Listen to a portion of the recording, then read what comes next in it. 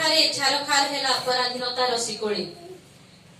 ନିରସ୍ତ୍ର ଯୁଦ୍ଧର ଅଦ୍ୱିତୀୟ ଯୋଦ୍ଧା ଥିଲ ତମେ, ନିରସ୍ତ୍ର ଯୁଦ୍ଧର ଅଦ୍ୱିତୀୟ ଯୋଦ୍ଧା ଥିଲ ତୁମେ। ଅହିଂସା ରୂପୀ ଅସ୍ତ୍ର ଆଉ ସତ୍ୟ ରୂପୀ ଶସ୍ତ୍ର ଥିଲା ତମ ହାତେ। ଅଳ୍ପ ବସ୍ତ୍ର ଆଉ ଜୀର୍ଣ୍ଣ ଶୀର୍ଣ୍ଣ ଥିଲା ସିନା ଶରୀର, ହେଲେ ତା ଆଗେ ହାର ମାନିଥିଲା ବିଶାଳ ସେନାର ଶାସନ। ବୁଝିପାରୁଛ? ଆଜି କିନ୍ତୁ ଅସ୍ତ୍ରଶସ୍ତ୍ର ବଳେ ବଳିୟାନ ଏ ଦେଶ, ହେଲେ ନାହିଁ ଗାନ୍ଧୀ ପାଖେ ଥିବା ଦାମ୍ଭିକତାର ଚିହ୍ନ ବର୍ଣ୍ଣ। କେତେ ଆନ୍ତରିକତା ଆଉ ଭକ୍ତି ହେ ଗାନ୍ଧୀ ତମ ପାଇଁ, ମାନବ ରୂପେ ଭଗବାନ କି ଆସିଥିଲେ ଓହ୍ଲାଇ। ଜାନୁଆରୀ 30 ତାରିଖରେ ଆମେ ତା ପରେ ଜନ୍ମିଛୁ, ଆମେ ବି ଜାଣିନୁ, କିନ୍ତୁ ସେତେବେଳେ ସବୁ ଜାଗାରେ ସବୁ ଆଲୋଚନାରେ ମହାତ୍ମା ଗାନ୍ଧୀଙ୍କ କଥା ନିଶ୍ଚୟ କୁହାଯିବ।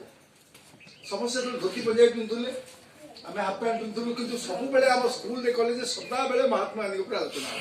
ଆଜିକାଲି ଟିକେ କମି ଯାଇଛି, କିନ୍ତୁ ତାକୁ ହିଁ ଉଦ୍ଦୀପନା କରିବା ପାଇଁ ଆମର ମନୋଜ ଭାଇ ହେରିକା କାଲି ଗୋଟେ ମିଟିଂ କରିଥିଲେ ମହାତ୍ମା ଗାନ୍ଧୀଙ୍କ 100 ଦିନ ବେଳକୁ କେମିତି ଯୁବପିଢ଼ିଙ୍କ ଭିତରେ ମହାତ୍ମା ଗାନ୍ଧୀଙ୍କ ଚିନ୍ତାଧାରାକୁ ଭର୍ତ୍ତି କରାଯିବ। ଆକ୍ଚୁଆଲି ମହାତ୍ମା ଗାନ୍ଧୀ କହୁଥିଲେ କ'ଣ?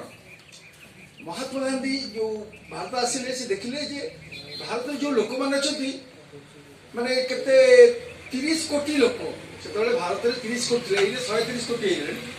ସେତେବେଳେ 30 କୋଟି ଲୋକ ଥିଲେ, 30 କୋଟି ଲୋକଙ୍କୁ 30,000 ବ୍ରିଟିଶ ଲୋକ କଣ୍ଟ୍ରୋଲ କରୁଥିଲେ। ଭାବନ୍ତୁ, 30 କୋଟି ଲୋକଙ୍କୁ ପରାଧୀନ କରିଥିଲେ ମାତ୍ର 30,000 ବ୍ରିଟିଶ ସୋଲଜର। ସେ ଆଶ୍ଚର୍ଯ୍ୟ କଲେ କାହିଁକି ଏମିତି ହେଲା। ତାପରେ ସେ ପୁରା ଭାରତ ବୁଲିଲେ, ପୁରା ଭାରତ ବୁଲି ଦେଖିଲେ ଏତେ ଗରିବ ଲୋକ, ସେ ତ ଖାଇବାକୁ ପାଉନାହାନ୍ତି, ସେ ମାନେ